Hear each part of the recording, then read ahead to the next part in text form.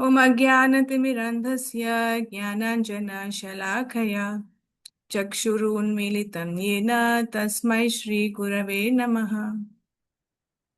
मूकं करोति वाचालं पङ्गुं लङ्घयते गिरिं यत्कृपातमहं वन्दे श्रीगुरून् दीनतारिणं परमानन्दमाधवं Sri Chaitanya ईश्वरम्.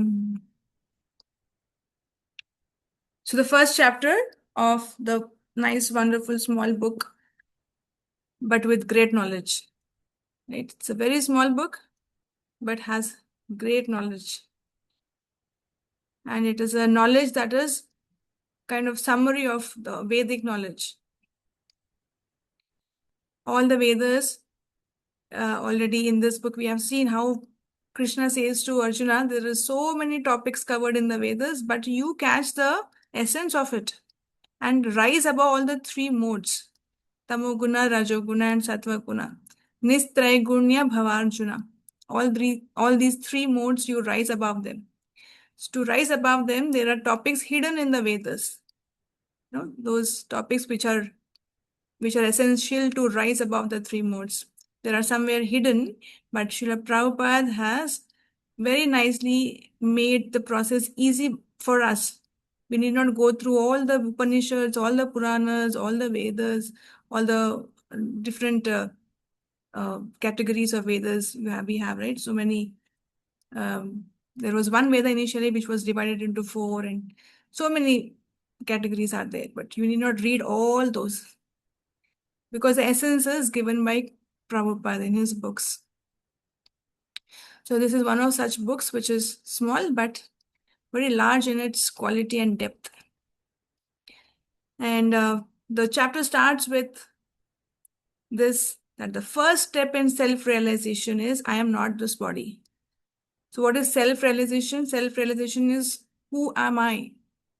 Right? First to know who am I, at least first know that you are not this body. Slowly from there, once you identify I'm not this body, thereon you can move step by step. Again, those steps are also given in this chapter about realizing how I'm not this body. Then that leads to who am I? Who am I really? If I'm not the body, then who am I? So all this is given in this small chapter. And it moves from, if I'm not the body, if I'm not the senses, then how am I thinking that this happiness that I'm deriving from the senses is true happiness? These senses, they are pulling me. One sense is pulling me one side, one sense is pulling me other side. The moment I see something beautiful, I think now I'm happy. My eyes are getting satisfied. But immediately other sense takes over. It says, okay, it's enough now.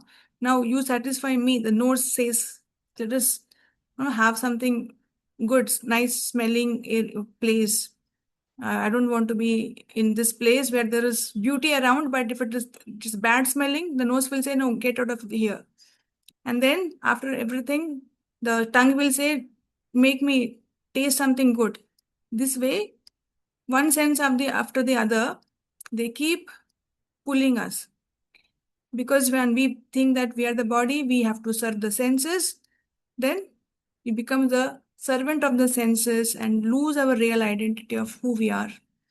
And in this way, just to serve the senses, serve the demands of the senses one by one, we think this is happiness. But Prabhupada says this is a condition like a man in delirium.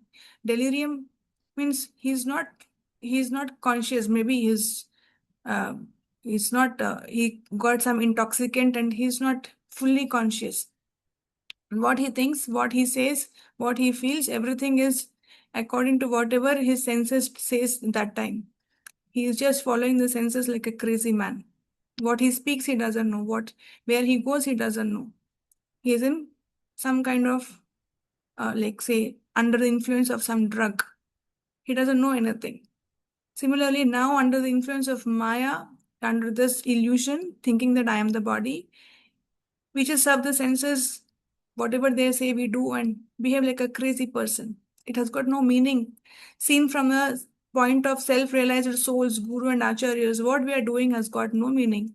Like how when we see a person who is under the influence of drugs, what they do, it has got no meaning. And then the flow, the chapters flows about how some people say that body is chemical, it is a machine, and it's just running on its own, it is automatic, and all the chemicals are there, so it is running, and we are the body. So Prabhupada says if we are chemicals, then the dead body is also having all those chemicals. What is the difference? There is some difference. That is soul. And the symptom of soul is consciousness. Wherever there is consciousness, we should understand there is soul. Even if someone doesn't see the soul, like how we cannot see the sound, air, radio waves, mind, intelligence, we cannot see, but we know it is there. Similarly, people cannot reject the signs of soul, saying that we cannot see the soul. And the soul, now the concept of soul comes in and says the soul is very active.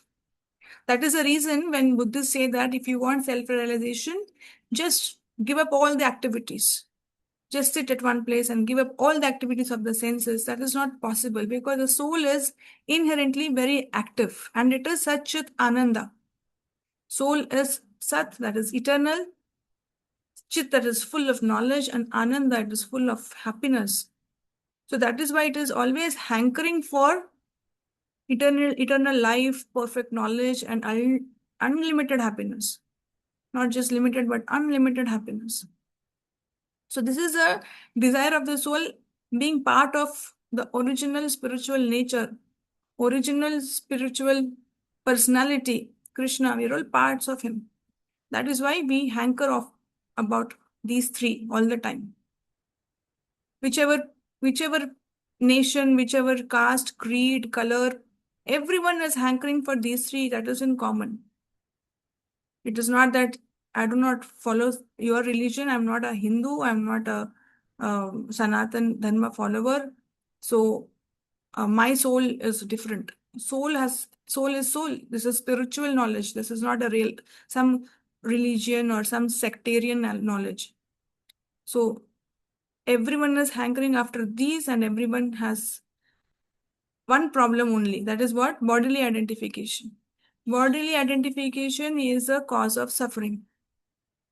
Whenever thinks that I am this body, that's all.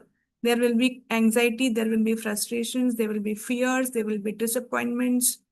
And this is how material life is full of dissatisfaction. How much ever one wants to be happy, once they think that I am this body only, slowly their idea of happiness, their idea of success and everything will lead to only suffering. So what is the process of realizing then? Okay, theoretically, I know I am the soul. So practically, how to realize that I am the soul? So first it says, we have in this chapter seen how two shlokas are very important. They are repeated many times. Although these concepts are repeated many times in the chapter. The first shloka is 2.14, wherein it is told about tolerating happiness and distress both, like how one tolerates the seasons, summer, winter, heat, cold. And then study Bhagavad Gita very carefully, scrutinizingly, and repeatedly in the association of those who learn Bhagavad Gita as it is, without any other interpretations, as Krishna spoke, as it is. Then one can observe the mind and senses like an outsider. Can observe the play, how the senses are playing, how the mind is playing, and dragging us down into, all kinds of anarthas like kama, krodha, lobha, moha, mada, matsarya. We can observe from an outsider point of view and then take control of the senses. Those who take control of the senses are called Goswamis. This is also covered in this chapter. And those who just serve the senses are called Godasas. And these are the real yogis who are Goswamis. Real yogis are real enjoyers. They enjoy a lot. They enjoy the real happiness. It's not that they are suffering. They're just servants of Krishna and they are suffering. No. So Krishna is Bhoktaram Yajna Tapasam. We have seen this 5.29 Bhagavad Gita shloka quoted in this chapter, where Krishna is telling, I am the enjoyer. I am the real enjoyer. So the soul experiences happiness serving Krishna, who is a real enjoyer. But being a servant, it doesn't lose any enjoyment. It actually enjoys more. And Krishna himself, he also enjoys a lot, serving his pure devotees. We have seen these topics. That is a way how these Goswamis, they control their senses. They just do not give up the activities of the senses, but engage their activities in the service of Krishna. And in turn, they get a lot of enjoyment as well as they become master of the senses. Otherwise, instead of serving Krishna, being servant of Krishna, one has to be servant of senses. And for that, the real knowledge comes from Vedas, rise above the three modes. The practical process for Kali Yuga is given at the end.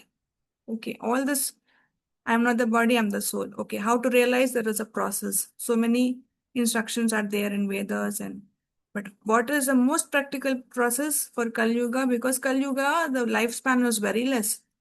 The memory is very, very less. And concentration is not there for long meditational processes.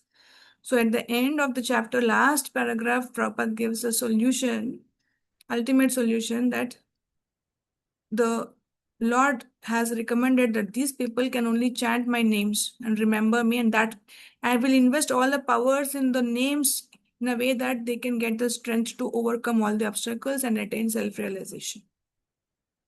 So, and particularly this mantra is given as Maha Mantra, which constitutes of 16 syllables and Hare, Krishna and Rama, these three names repeated in a certain fashion. Hare Krishna, Krishna Krishna, Hare Hare, Hare Rama, Rama Rama, Hare Hare. And this is a practical solution to all problems, because all problems are arising from the concept of I am the body. I undergo birth, I undergo death, I am undergoing old age, I am undergoing this particular disease. This is the problem. Anywhere we go in the world, we see these four problems. And to get out of these problems, there is only one solution. First, no, I am not this body. And then, no, I am servant of Krishna. And how to be servant of Krishna? The process, serve Krishna's senses, not think of our sense enjoyment. And call out Krishna's names to help him, to help us. This prayer is to help us be his servant all the time.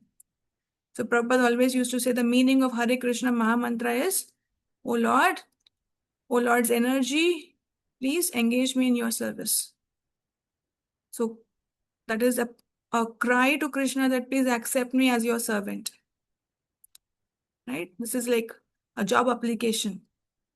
When we apply for a job, we keep repeatedly asking for, that job to be given to us, and that way we will be part of that particular organization or that company and will be known as the employer of that company. That is our application, right?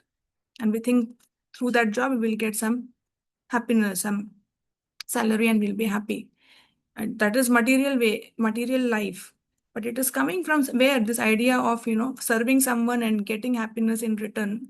Actually, it is there. It is a soul's prayer that I want to be servant of Krishna and derive happiness by participating in his enjoyment.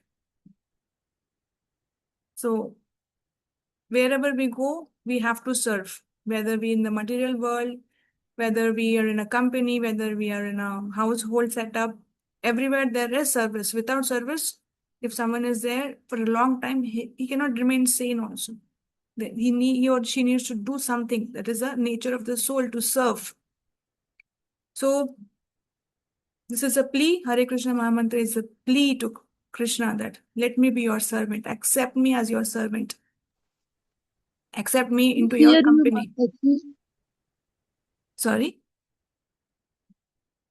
So, Mataji, now I have spoken enough about the summary of this chapter. I will give you these points, 10 points, so that you can refer to these 10 points as a summary whenever we think of this book and first chapter. These 10 points, if you just have a look, you can understand. You can easily tell anyone else also what is covered in this, because we have repeatedly gone through these. Hare Krishna. Mataji, can you share it in the group, Mataji? Yeah, I will share. I will share in the group also. Now, I have few questions as usual. Little recall. Try to recall. If anyone answers, I will be very happy. What is cage Mataji, compared to? your voice is very low, Mataji. Very low. From the beginning, it was low. No, Mataji, now it is less. Okay. Let me keep it near to me. Better now? Is it better now, Mataji? Yes, Mataji, little bit. What happened to it suddenly? I don't know. So, first question is cage. Cage, what is cage Body, compared to? Mataji. Body, Mataji. Body, Body. Mataji. And second question, Prabhupada gives example of husband and wife. Why? What is this example given for? You remember? Toleration, Mataji. So it says that wife serves the husband and derives happiness and enjoyment in return, right? And I was extending that example to mother and a child. Mother always serves the child and derives happiness in return. Similarly, service always doesn't mean that the one person is enjoying and other person is only giving enjoyment to the other, and other in the process the other person is not getting anything. No, both get a lot of enjoyment if done selflessly. Like similarly, Prabhupada says the soul is eternal servant of Krishna, but in the process of service, he derives happiness, like how wife serves husband and derives happiness. And the next is seasons. Why Prabhupada quotes about seasons, heat, cold, summer, winter, this example. For Anyone tolerance, remembers? Mataji. For tolerance, Mataji. Tolerate, Tolerate. To Mataji. tolerate Happiness what? and sadness. Both happiness and Happiness and distress. sadness in Yeah. the life. For dualities, we have to tolerate. Very nice. Very nice. We have to tolerate both happiness and distress, not just that we tolerate distresses, but also happiness whenever it comes. No, don't get too elated. That way we understand that this is all coming to the body only, not to me. This is one way of realizing that I'm not the body. Just tolerate. Then the Prabhupada gives the example of jaundice. Why?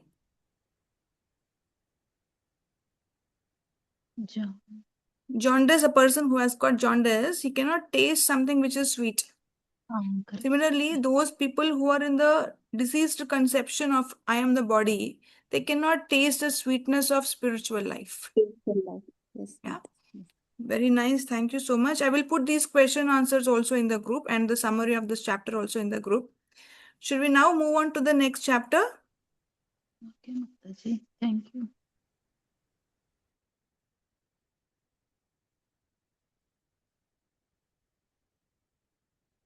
This was the last paragraph of this chapter.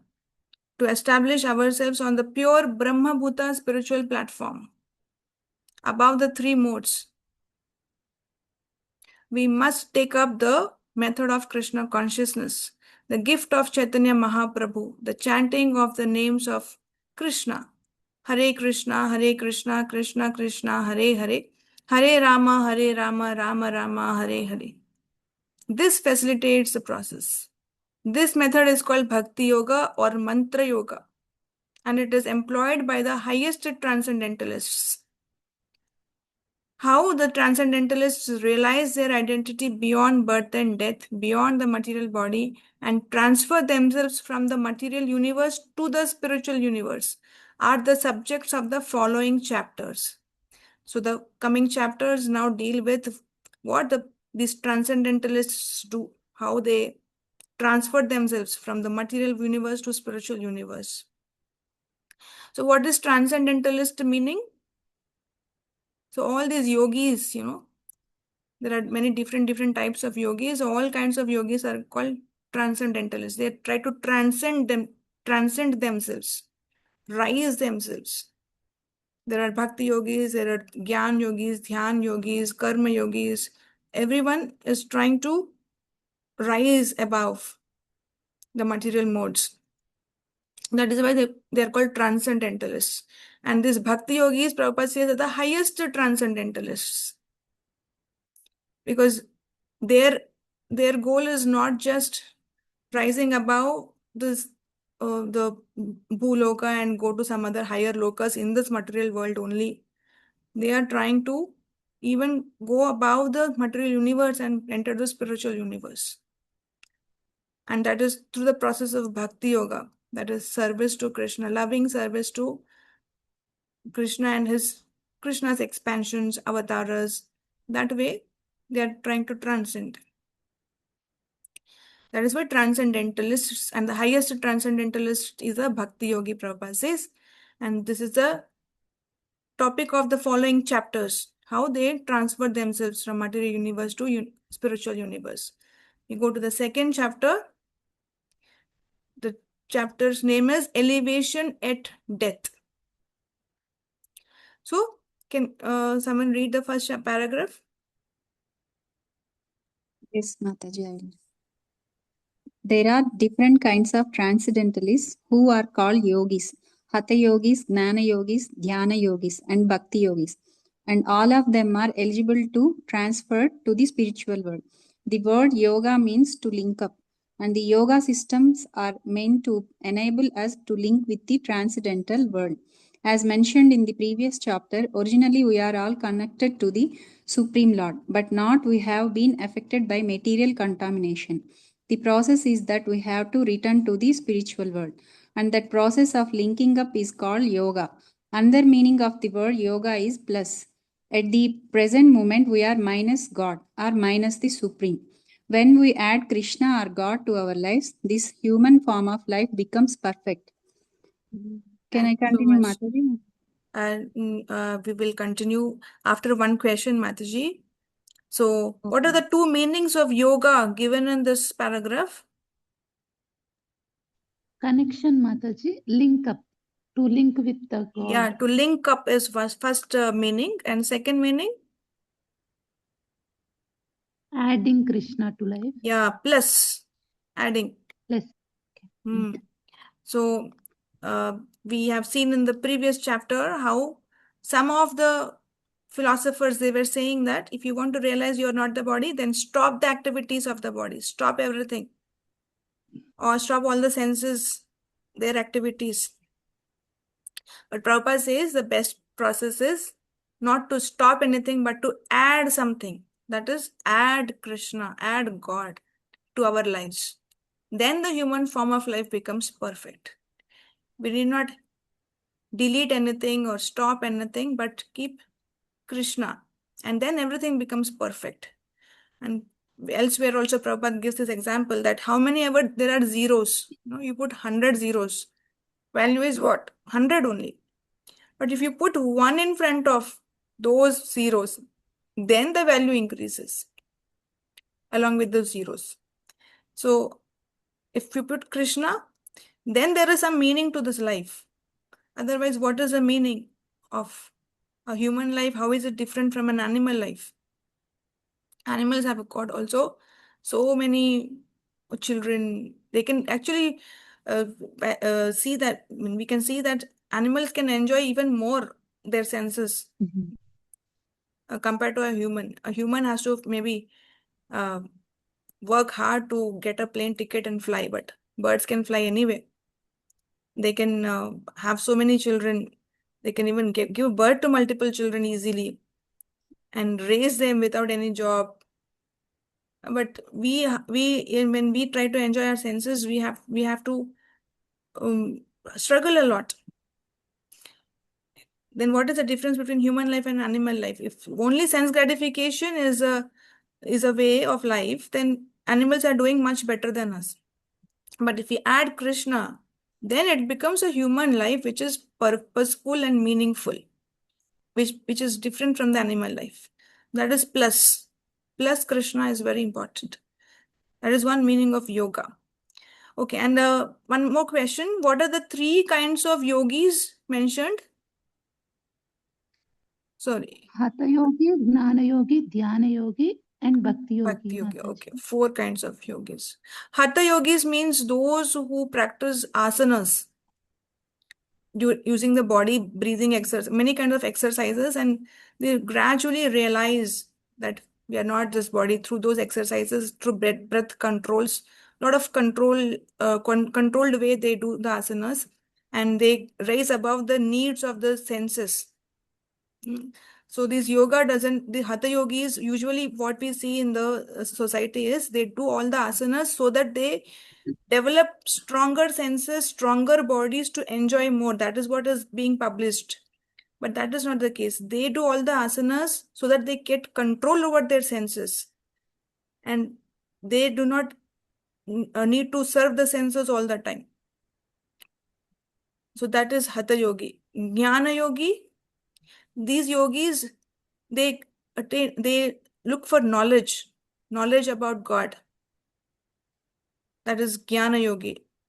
Knowledge from different sources like scriptures, from seniors, from gurus, acharyas, and dhyana yogis who are always thinking and meditating about the Lord, the Supreme Lord.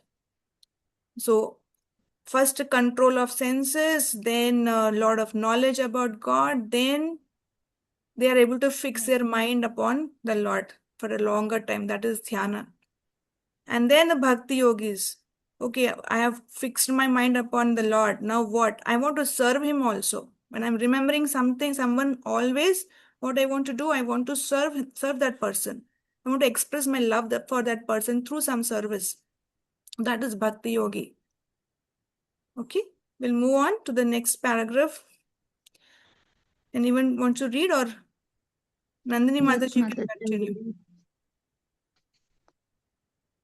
Ramya Mataji wants to read? Okay. Yeah, Mataji. At the time of death, we have to finish that process of perfection. During our lifetime, we have to practice the method of approaching that perfection so that at the time of death, when we have to give up this material body, that perfection can be realized. प्रयाणकाले मनसश्चलेन भक्त्या युक्ता योग बलेन चैव भ्रुर्मध्ये प्राणम् अविश्य सम्यक् Aveshya. आविश्य Samyak. सम्यक् सातं परं पुरुषम् Upaiti divyam. उपैति दिव्यम्. One who at the time of death fixes his life air between the eyebrows and in full devotion engages himself in remembering the Supreme Lord will certainly attain to the Supreme Personality of Godhead. Thank you, Just as a okay. we will discuss the next paragraph in a while. For now, in a small one line, what the previous chapter ended was how these transcendentalists, these yogis, they transfer from material universe to spiritual universe. That was the question. That was a topic. They said it will be covered in the next chapters. So this is a one line giving that answer. How he transfers is at the time of death. He fixes his life air between the eyebrows and in full devotion engages himself in remembering the Supreme Lord. And that person will certainly attain to the Supreme Personality of Godhead. Given in this chapter, this verse is given in Bhagavad Gita 8th chapter. So we will be reading whenever we read. There are some diacritics marks. So diacritic marks are these marks, like how above A there is one line, below N there is one dot. These marks are used to express the correct pronunciation of the Sanskrit in English, because English and Sanskrit are very different. The Varnamala is very different. There is Na and na, both are written as na only in English. To make the difference, this dot is given. Na and na, prana, na, like that. And about this line means it is a, not just a, but a. There is an elongation there. And one more dot upon M is there, no? This means it is not ma, it is a kind of ring town, tung, parang. But usually we say M only. It is little more detail. Like how in here Divyam, this M has got no dot. But about this parang, there is a dot. That is parang, ring town, ring sound it is. Anyway, just to give you a small introduction about why these marks are given in Prabhupada books. So this paragraph also gives a small summary about how a transcendentalist rises from material universe to spiritual universe. Everything is decided at the time of death. What happens at the time of death, that decides his next destination, where he is going, where the soul is going. So actually speaking, many have researched into the topic of art of living, but here Bhakti Yoga is art of dying. How one dies is so important. That decides our next life. And this lifetime is actually preparation only. It is also told that death is a final examination and life is a preparation. So exam, who will succeed, who will fail, who has succeeded, who has failed, we do not even come to know. I mean, as a person who is seeing someone dying, we do not know where he will go next, whether he has got success or he has got demotion. In this life, we may see that he is a very great politician. After death, he may take up another body in a demigod form or a dog form. No one comes to know. So better that we prepare for our examination very nicely. And so-called success, failure, everything will stay here. But actual success, no one will come to know. The soul has to suffer if he goes into a lower forms of life. It has to suffer, and that is a real defeat. In Bhagavad Gita, Krishna tells to Arjuna that Arjuna, actually, you know what is defeat? What is great insult? For those who have lived a very good life, going to a lower species, that is a defeat. Even in this life also, we see some examples, like maybe someone who has enjoyed a lot, was a king or something, and then he becomes a beggar. It is like a defeat. And that is why most of the kings, they are okay with dying in the battlefield than losing and becoming a slave of the person who conquers them. So that is why they fight till their last breath. And similarly, who has got a human life, for them, if they have to enter a lower species, it is terrible. It is a greatest insult and it is a greatest defeat. So better to prepare and fight in Krishna consciousness, be a spiritual warrior, control the senses, and give up the body in a way that we attain the Supreme Lord and His service. Okay, one question. In this lifetime, we have to practice the method. What is the method? And what is practice the method of approaching perfection? What is a perfection? That we give up this material body. When we give up this material body, we go back to attain this Supreme Personality of Godhead. So these two things are covered in this paragraph. What we have to practice and why we have to practice. I was a little bit rushing because this time is showing only 1 minute now. It will end soon. So we will not start the next paragraph for today. We will continue tomorrow. But yes, I will put up the summary of the chapter and also small questions, analogies in the group. Please go through whenever you have time so that you can revise the previous chapter nicely. And then this second chapter becomes more meaningful. Okay. Thank you so much. Vancha kalpatarvesha kripa sandubhyavacha patitanam va pavanebhyo vaishnavebhyo namo namah. Thank you so much, Mataji. Thank you, Mataji. Hare Krishna. Hare Krishna.